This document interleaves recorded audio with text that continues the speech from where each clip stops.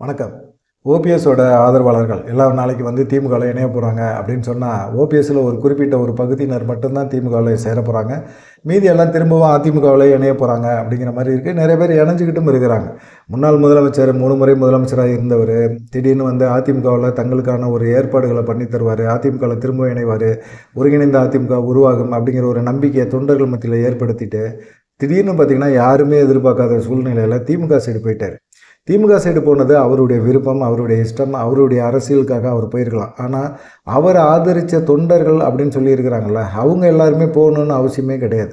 அவங்களுக்குன்னு ஒரு விருப்பம் இருக்கும்ல. இவர் எப்படி திமுகவுக்கு போனாரோ அதே போல் அவங்களுக்கும் ஓபிஎஸ் ஆதரித்த நபர்களுக்கும் வந்து தன்னை அதிமுககாரன் அப்படின்னு சொல்லிக்கிட்டு திமுகவோட இவ்வளோ காலகட்டம் ஃபைட் பண்ணிக்கிட்டு எடப்பாடி பழனிசாமிக்கும் ஓபிஎஸ்க்கும் தான் சண்டை, நாங்கள் உண்மையான அதிமுககாரங்க அப்படின்னு சொல்லிட்டு திமுகவோட ஃபைட் பண்ணிக்கிட்டு இருந்த இவங்க திடீர்னு வந்து திமுகவில் போய் சேருங்க அப்படின்னா திமுகவில் சேர முடியுமா? சேரவே முடியாது. அப்படிங்கிற ஒரு எண்ணத்தில் உள்ளவங்க எல்லாருமே என்ன செய்கிறாங்க, அங்கே இருக்கிற அதிமுக மாவட்ட செயலர்கள்ட்ட போய் சேர்ந்துறாங்க. இதுதான் உண்மையிலே நடக்குது.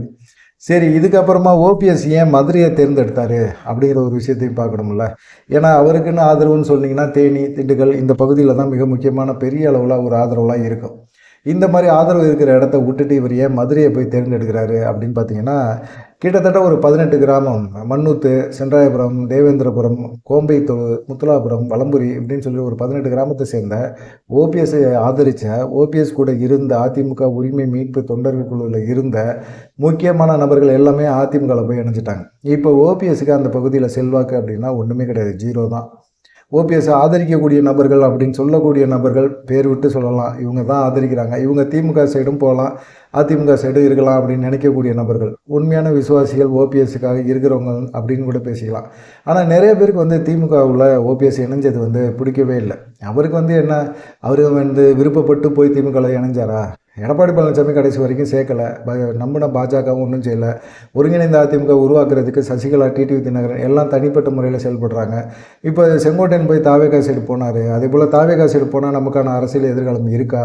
அங்கே போனால் நம்மளை வந்து கை செலவு பண்ண விட்டுருவாங்க, நமக்கு செலவுனாலே நமக்கு அரிக்கும், கையெல்லாம் அரிக்கும், மன உளைச்சல் ஆகிடும். அதனால் வந்து நம்ம அதெல்லாம் சுத்தப்படாது அப்படின்னு தான் ஓபிஎஸ் யோசிச்சு ஒரு எல்லையில் வந்து அவர் திமுகவோட பேசி திமுகவோட முடிவு பண்ணிவிட்டு மற்றவங்கள பற்றி யாரை பற்றியுமே இவ்வளோ நாள் நம்மளை ஆதரித்தாங்களே அவனுங்களை விட்டுட்டு போகிறோமே நடுத்தருவில் அப்படிங்கிறத பற்றிலாம் அவர் கவலைப்படாமல் திமுகவில் போய் இணைஞ்சார். ஓபிஎஸோட கிட்டத்தட்ட ஒரு 70-80% நபர்கள் வந்து ஓபிஎஸ் திமுகவில் போய் சேர்ந்த விஷயம் வந்து பிடிக்கவே இல்லை. இதில் வந்து தொண்டர்களை வந்து அப்படியே நான் வந்து இதில் சேர்க்க போகிறேன், திமுகவில் சேர்க்க போகிறேன் அப்படின்னு சொல்கிறது வந்து தொண்டர்களுக்கு வந்து சுத்தமாக பிடிக்கல. 3 முறை முதலமைச்சராக இருந்தவருங்க, அம்மாவனால் விசுவாசின்னு சொல்லப்பட்ட ஒரு நபர் எப்படியாவது அதிமுகவில் நம்மளை திரும்பவும் சேர்ந்துருவார், நமக்கெல்லாம் ஒரு எதிர்காலம் இருக்குது அப்படின்னு சொல்லி நம்பிக்கிட்டு இருந்தோம். திடீர்னு திமுக சைடு போய் சேர்ந்துட்டார். சரி, அது அவருடைய இஷ்டம், அவர் போய் சேர்றாரு. ஆனால் முன்னாள் முதலமைச்சர் அப்படிங்கிறதே அவர் மறந்துடுறாருங்க. மறந்துட்டு அவர் பாட்டுக்கு என்ன செய்கிறாரு, இப்போது திமுகவில் இருக்கிற அமைச்சர்களை போய் இவரே நேரடியாக சந்திக்கிறாரு. சந்தித்து அவங்கள கூப்பிட்டு 7ஆம் தேதி ஃபங்க்ஷனு, இந்த ஃபங்க்ஷனுக்கு எப்படிலாம் விழா நடத்தலாம் வாங்க அப்படின்னு சொல்லி இவரே நேரடியாக போய் பேசுகிறாரு. அப்படின்னா இவர் 3 முறை முதலமைச்சராக இருந்தாருன்னா அவர் அதிமுகவில் இருந்தார், இப்போ வந்து திமுகவில் சேர்ந்துருக்காரு. திமுகவில் வந்து இவங்க எல்லாருமே முக்கியத்துவம் இல்லை, திமுகவில் மாவட்ட செயலருக்கு இருக்க முக்கியத்துவம் முன்னாள் முதலமைச்சருக்கு கூட அதிமுகவில் கிடையாதுப்பா அப்படிங்கிற மாதிரி திமுக தரப்புலையும் சொல்கிறாங்க. சரி, இவர் இந்த சைடு தேனி, திண்டுக்கல் இதை விட்டுட்டு மதுரைக்கு வந்தார் அப்படின்னு கேட்டிங்கன்னா இங்கே தான் ஒரு ட்விஸ்ட்டே. பெருசாக வந்து இந்த மாவட்டங்களில் ஓபிஎஸ்ஸை ஆதரிக்கக்கூடிய நபர்கள் அப்படின்னு சொல்லக்கூடிய நிறைய பேர் வந்து இப்போ இல்லை, ஓபிஎஸ் ஆதரிக்கலை. அதனால் அங்கே போட்டால் பெருமளவில் கும்பல் வர்றதுக்கு வாய்ப்பே கிடையாது. மதுரை அப்படின்னு சொல்லி எடுத்தோம்னா ஒரு விஷயத்தில் வந்து ரொம்ப முக்கியமாக அமைச்சர் மூர்த்தி இருக்கார், பிடிஆர் பழனிவேல் தியாகராஜன் இருக்காரு, தளபதி இருக்கிறாரு. இவங்க எல்லாருமே சேர்ந்து ஒரு கும்பலை கூட்டிடுவாங்க, ஒரு மாசை காட்டிடுவாங்க. அதுவும் இல்லாமல் ஒரு பொதுக்கூட்டம் நடத்துகிற மாதிரியும் ஆகிப்போம்.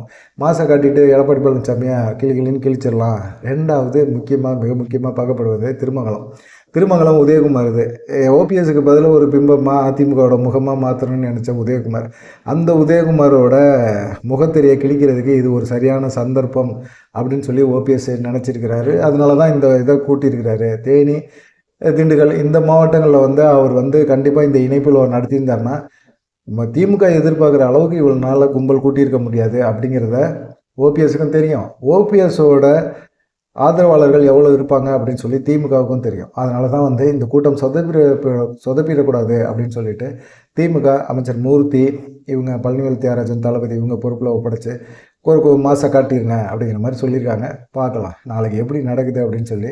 ஆனால் பெரும்பாலான ஓபிஎஸ் ஆதரவாளர்களுக்கு வந்து ஓபிஎஸ் திமுக சைடு போனது பிடிக்கல அப்படிங்கிறது ஒரு முக்கியமான கருத்தாக பார்க்கப்படுது. நீங்கள் ஓபிஎஸ் ஆதரவாளர்களாக இருந்தால் உங்களுடைய கருத்து என்ன அப்படிங்கிறத மறக்காமல் கமெண்ட் பண்ணுங்கள். நன்றி, வணக்கம்.